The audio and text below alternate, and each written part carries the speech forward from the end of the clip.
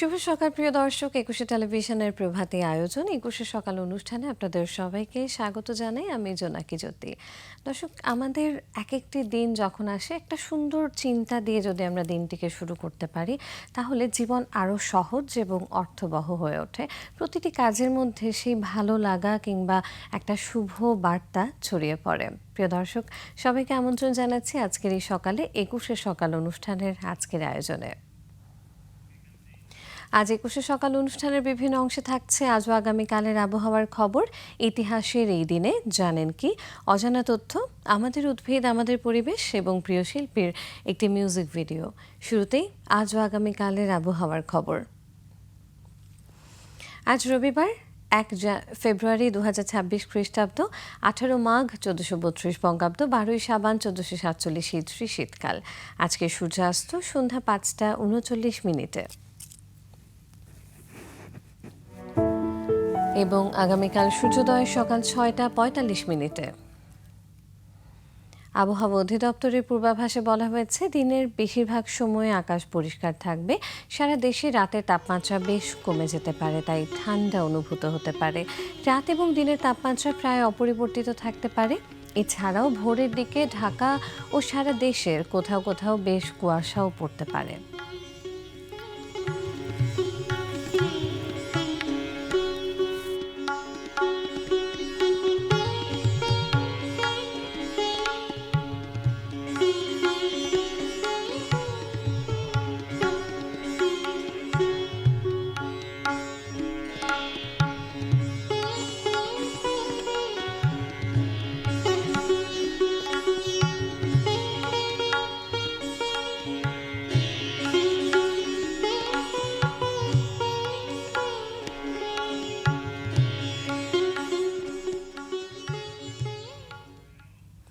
কালের গহ্বরে হারিয়ে যায় সময়, আর এই সময়ে ঘটে চলে নানান ঘটনা।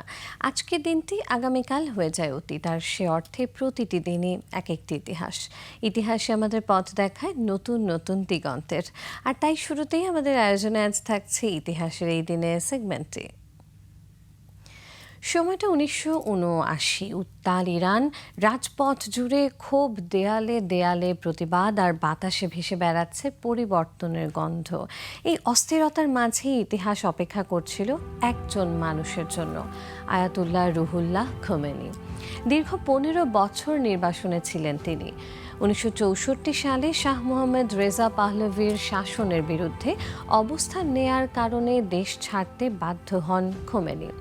নির্বাসনের বছরগুলো কেটেছে তুরস্ক, ইরাকের নাজাফ এবং পরে ফ্রান্সে। কিন্তু ভৌগোলিক দূরত্ব তার প্রভাব কমাতে পারেনি। তার কণ্ঠ পৌঁছে গেছে ইরানের ঘরে ঘরে, ক্যাসেট টেপে, লিখিত বার্তায় কিংবা গোপন প্রচারে। এদিকে শাহ সরকারের ভিত নড়বড়ে হয়ে পড়ে। ক্রমাগত গণবিক্ষোভ, ধর্মীয় আন্দোলন আর রাজনৈতিক অচলাবস্থার মুখে 1979 সালে জানুয়ারিতে শাহ ইরান ত্যাগ করেন। রাজতন্ত্রের পতন তখন কেবল সময়ের অপেক্ষা। 1979 সালের 1 ফেব্রুয়ারি ফ্রান্স থেকে একটি বিমানে করে তেহরানের মেহরাবাদ বিমানবন্দরে অবতরণ করেন আয়াতুল্লাহ খোমেনি।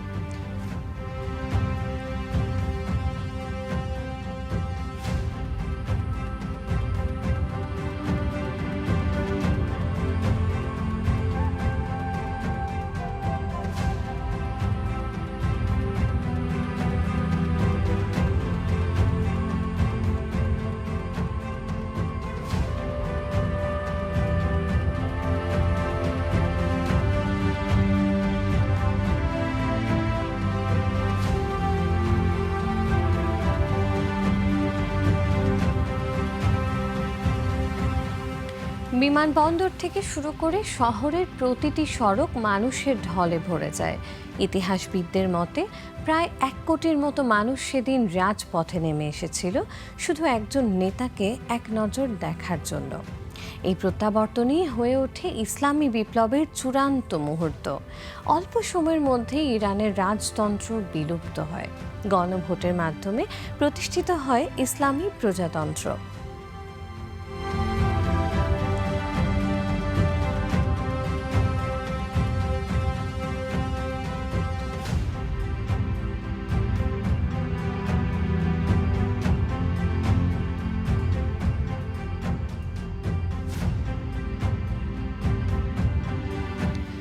খোমেনি গ্রহণ করেন সর্বোচ্চ ধর্মীয় ও রাজনৈতিক নেতৃত্বের দায়িত্ব। 15 বছরের নির্বাসন শেষে এই প্রত্যাবর্তন শুধু একজন নেতার ঘরে ফেরা নয়, এটি ছিল একটি রাষ্ট্রের নতুন জন্ম, যার প্রভাব ইরানের সীমানা ছাড়িয়ে আজও বিশ্ব রাজনীতিতে প্রতিধ্বনিত হচ্ছে।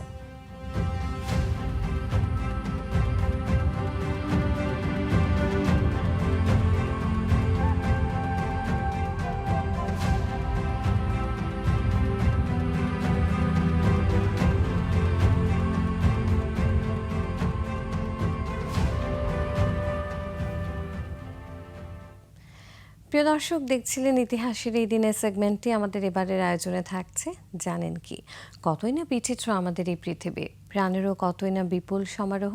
পৃথিবী জুড়ে রয়েছে নানা ধরনের প্রাণী ও পতঙ্গের অস্তিত্ব, আর তাদের প্রত্যেকেরই আলাদা আলাদা স্বভাব ও বৈশিষ্ট্য রয়েছে। জীবনযাপন, আচার আচরণও নানা ধরনের। সেসব সম্পর্কে আমাদের ধারণাই বা কতটুকু? আজ আসুন জেনে নেব তেমনই কিছু জানা অজানা তথ্য। বাংলার প্রকৃতিতে ভোরের প্রথম ডাকেই যার উপস্থিতি জানান দেয়, সে হলো শালিক পাখি। ছোট আকারের হলেও শব্দে, চাঞ্চল্যে আর বুদ্ধিমত্তায় শালিক আলাদা করে নজর কাড়ে। শালিক মূলত মাঝারি আকারের পাখি, কালচে বাদামি বা চকচকে কালো পালক, হলুদ ঠোঁট আর চোখের চারপাশে হলুদ বৃত্ত। এই বৈশিষ্ট্যেই সহজে চেনা যায় তাকে।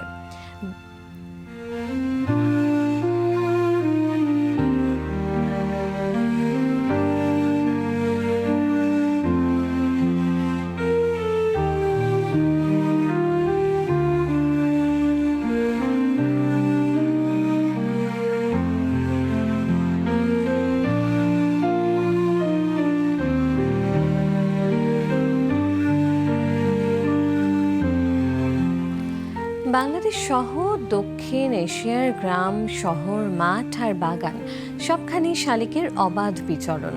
মানুষের কাছাকাছি থাকতে এদের কোনো দ্বিধা নেই। এই পাখির সবচেয়ে আকর্ষণীয় দিক তার কণ্ঠস্বর। শালিক শুধু ডাকই দেয় না, অনুকরণও করতে পারে। মানুষের কথা, মোবাইলের রিংটোন কিংবা আশেপাশের অন্য পাখির ডাক, সবই সে নিজের মতো করে তুলে আনতে পারে। এই কারণেই একসময় শালিক পোষা পাখি হিসেবেও বেশ জনপ্রিয় ছিল। খাদ্যাভ্যাসে শালিক সর্বভুক। পোকামাকড়, ফল, ধান, শস্য থেকে শুরু করে রান্নাঘরের উচ্ছিষ্ট সবই তার খাদ্য তালিকায় পড়ে। ফলে কৃষিক্ষেত্রে শালিক একদিকে যেমন ক্ষতিকর পোকা খেয়ে উপকার করে, অন্যদিকে শস্য খেয়ে কখনো কখনো ক্ষতিও ডেকে আনে। শালিক সাধারণত গাছের কোটর, বাড়ির ফাঁকফোকর কিংবা বৈদ্যুতিক খুঁটির গর্তে বাসা বাঁধে। দলবদ্ধভাবে চলাফেরা করা এদের স্বভাব।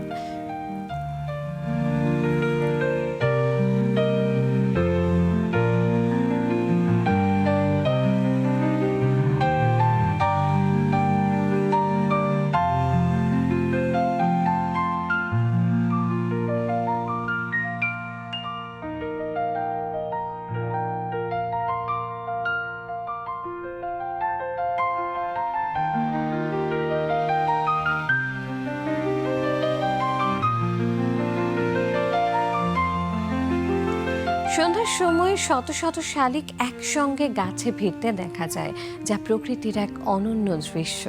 কিন্তু নগরায়ন, গাছপালা কমে যাওয়া আর বাসা বাঁধার জায়গা সংকুচিত হওয়ায় শালিকের স্বাভাবিক জীবনও আজ হুমকির মুখে। তবুও মানুষের আশপাশে মানিয়ে নেয়ার অসাধারণ ক্ষমতা তাকে এখনও টিকিয়ে রেখেছে। শালিক শুধু একটি পাখি নয়, সে আমাদের দৈনন্দিন জীবনের শব্দ, দৃশ্য আর স্মৃতির এক অবিচ্ছেদ্য অংশ।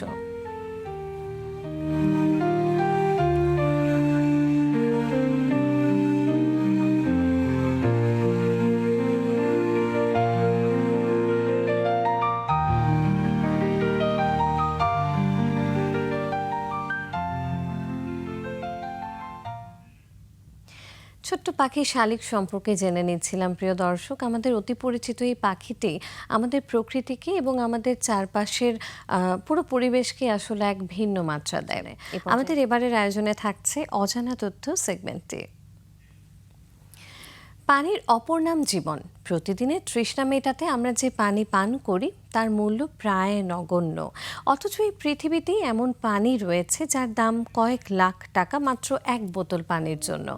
এই দামি পানির তালিকায় শীর্ষে রয়েছে যুক্তরাষ্ট্রের ক্যালিফোর্নিয়ার তৈরি অ্যাকোয়া ডি ক্রিস্টালো ট্রিবিউটো আ মোদিগ্লিয়ানি। এটি শুধু পানি নয়, একেবারে বিলাসবহুল শিল্পকর্ম।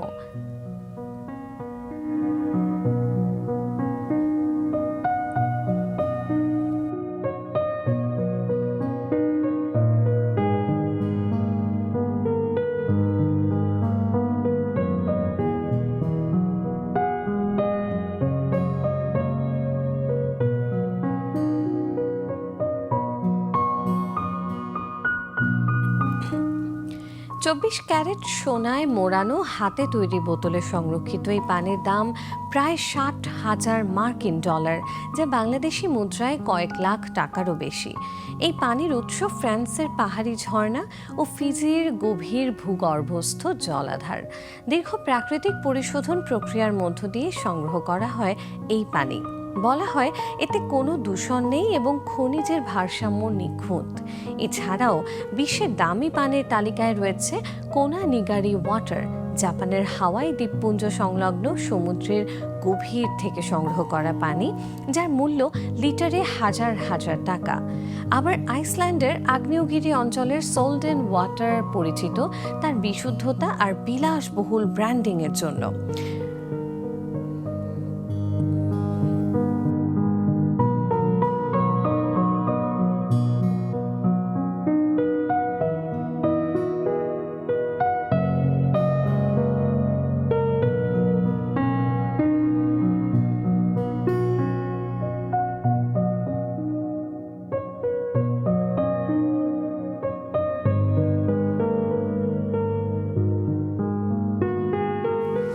তবে প্রশ্ন থেকেই যায়, এই পানি কি সত্যি সাধারণ পানির চেয়ে বেশি উপকারী? বিশেষজ্ঞদের মতে স্বাস্থ্যের দিক থেকে সাধারণ বিশুদ্ধ পানির সঙ্গে এসব দামি পানির মৌলিক কোনো পার্থক্য নেই।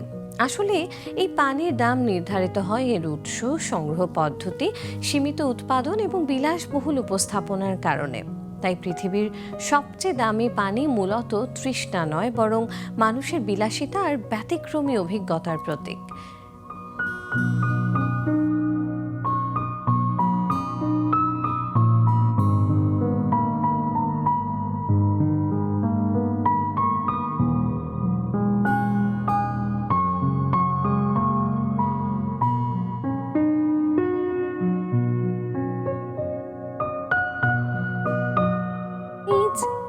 পানি জীবন, এই সত্য সবার জন্য এক। কিন্তু কিছু পানির গল্প কেবল ধনীদের কৌতূহল আর আড়ম্বরেই যেন সীমাবদ্ধ থেকে যায়।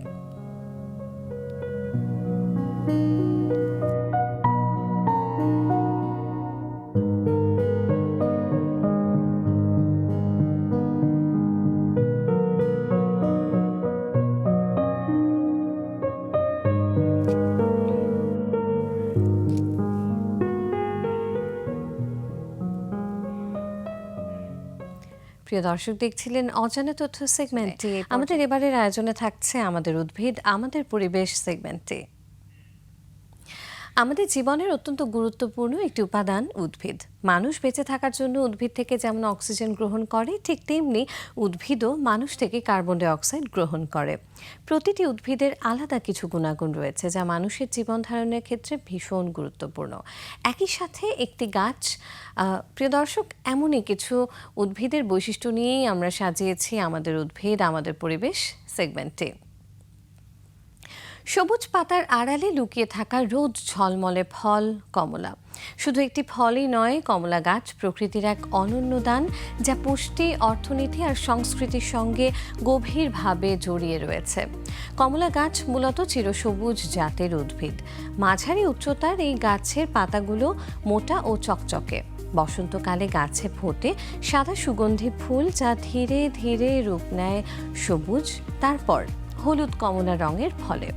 প্রতিটি কমলার ভেতর লুকিয়ে থাকে রসালো কোয়া আর টক মিষ্টি স্বাদ।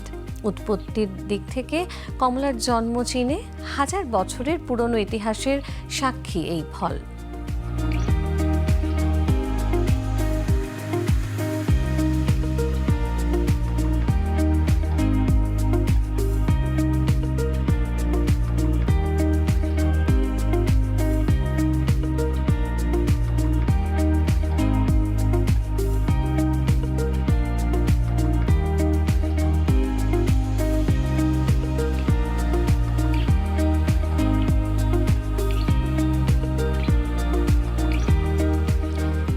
সময়ের সঙ্গে সঙ্গে বাণিজ্য আর অভিযানের হাত ধরে কমলা ছড়িয়ে পড়ে এশিয়া, ইউরোপ এবং পরে আমেরিকায়।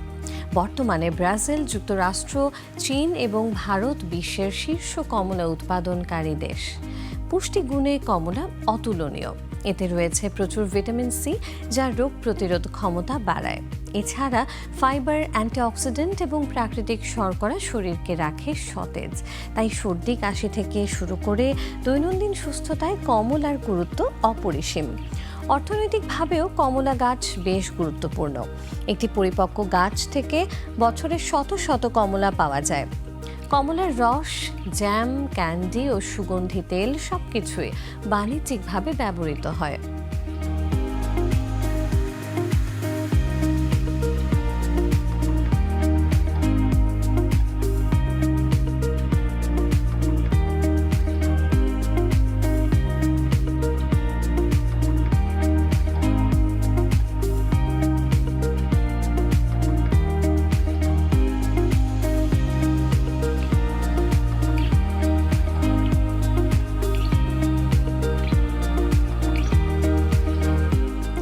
বহু দেশের কৃষিভিত্তিক অর্থনীতিতে কমলা গাছ গুরুত্বপূর্ণ ভূমিকা রাখছে। তবে জলবায়ু পরিবর্তন, রোগবালাই আর অনিয়ন্ত্রিত চাষাবাদ কমলা উৎপাদনের জন্য নতুন চ্যালেঞ্জ তৈরি করছে। উন্নত জাত ও বৈজ্ঞানিক পরিচর্যার মাধ্যমে এই গাছকে টিকিয়ে রাখাই এখন সময়ের দাবি। কমলা গাছ শুধু ফল দেয় না, সে দেয় স্বাস্থ্য, জীবিকা আর প্রকৃতির সঙ্গে মানুষের এক মধুর সম্পর্ক।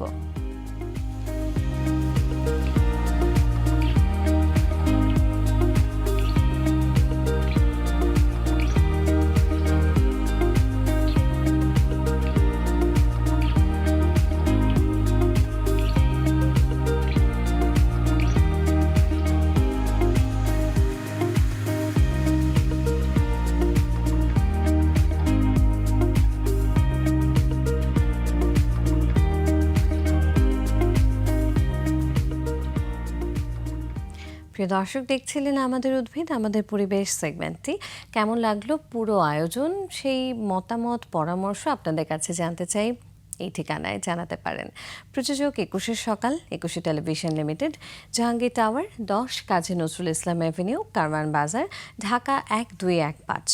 ফোন 8802-5501-4316 থেকে 25। ইমেল অ্যাড্রেস সকাল@21-tv.com। আমাদের এই অনুষ্ঠানটি দেখতে পারেন www.youtube.com/@etv-lifestyle। এই চ্যানেলটিতে আমরা থাকবো আপনাদের মতামতগুলো জানার অপেক্ষায়। দর্শক, অল্প একটু সময়ে অনেক কিছু জানা এবং নিজেকে অনেকটা সমৃদ্ধ করার ব্যাপারটি এই সকালবেলায় আমরা নিয়ে আসার চেষ্টা করি আমাদের এই আয়োজনের মধ্য দিয়ে। আশা করি প্রতিদিনের মতো আজকে সকালটিও আরেকটু সুন্দর হয়ে গেল একসাথে।